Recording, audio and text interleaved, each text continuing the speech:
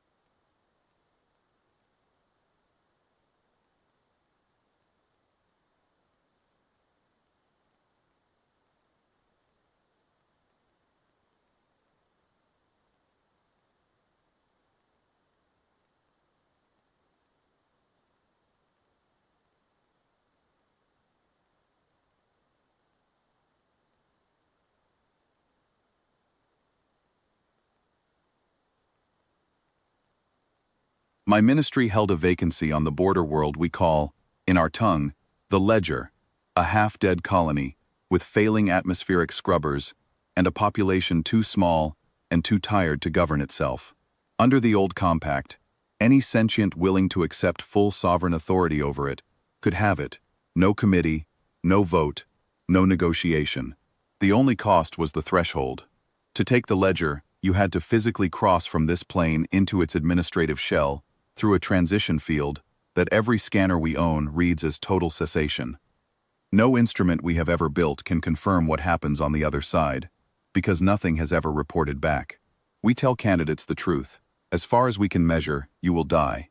The compact does not lie to people on the way out the door. I was sent to Earth because the species had never been offered the Ledger before, and someone in my ministry thought it would be an efficient way to test the candidate pool. Humans, the briefing said, were ambitious, resourceful, and chronically under-resourced. A species that might leap at sovereignty over anything, even a dying rock, even through a door that reads as a grave.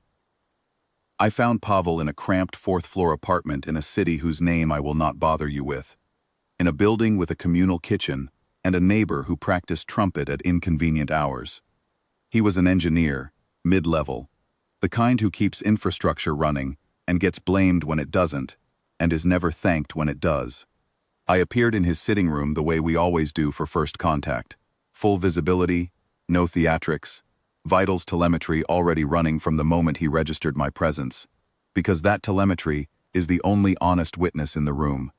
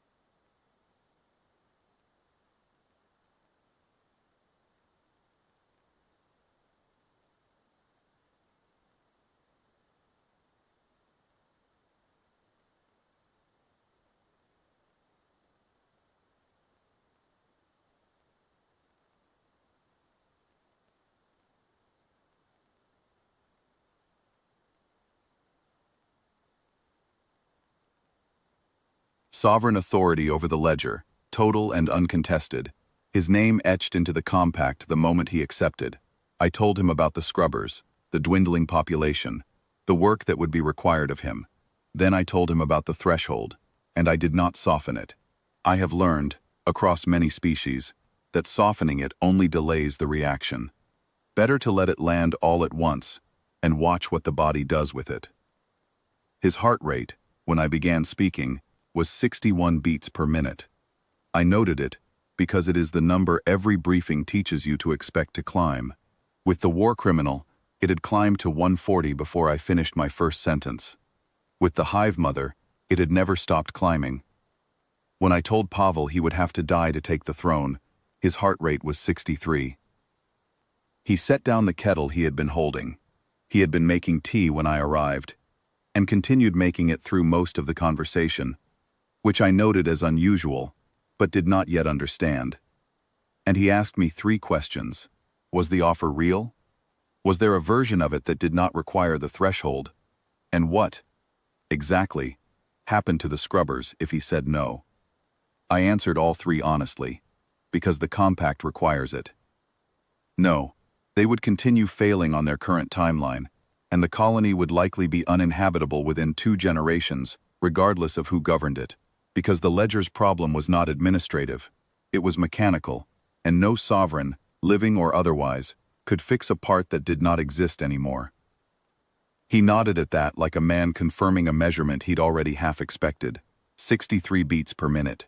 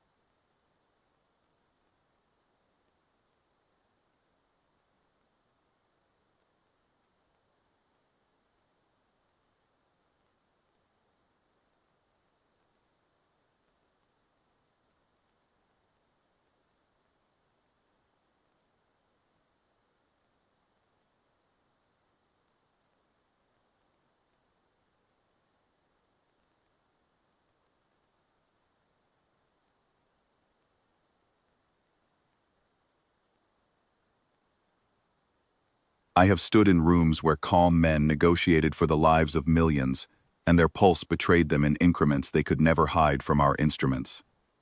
Pavel's pulse did not move when I told him he would die. It did not move when I told him what his death would purchase. It did not move when I told him, gently, that this was the only offer the compact would ever extend him, that there would not be another, that this door, once closed, stayed closed. I asked him, because by then I needed to know, and the question had stopped being procedural, whether he understood what I was offering. A throne, a world, authority no committee back home could revoke. He said he understood it fine. He said the trouble with thrones built on a corpse was that the corpse was always the load-bearing part, and he had never liked architecture that depended on something already broken to hold the rest up. He said it the way you'd describe a flaw in a bridge design, not the way you'd describe your own death.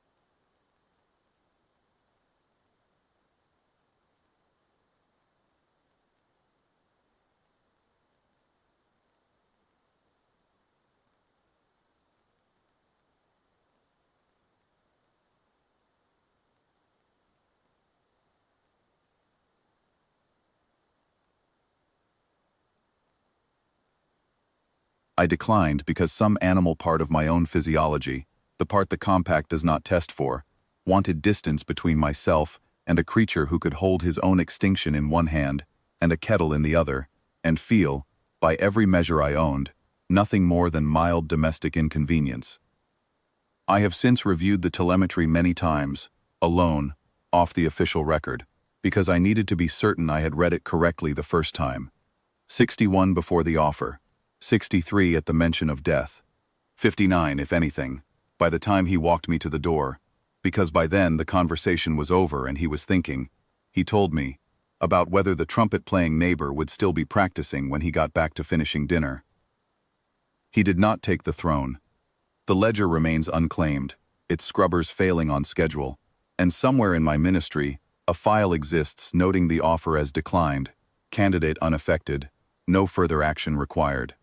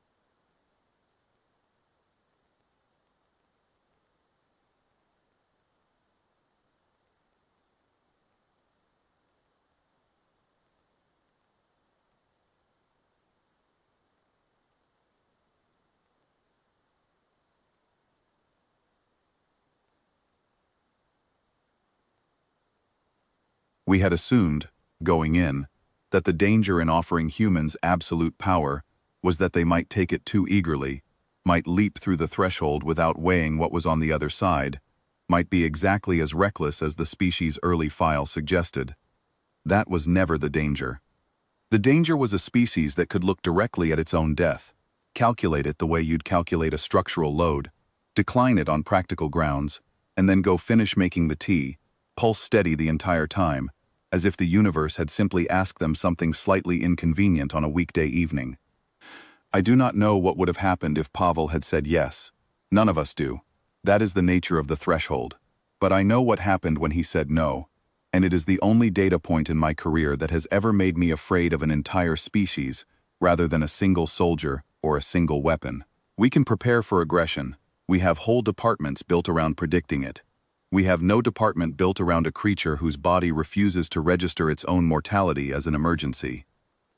When my report went to committee, I included the telemetry in full, every number, every flat unmoving line where a spike should have been. I append, in my own closing note, the only warning I know how to give. It was never the bomb we should have feared. It was the resting pulse beneath it.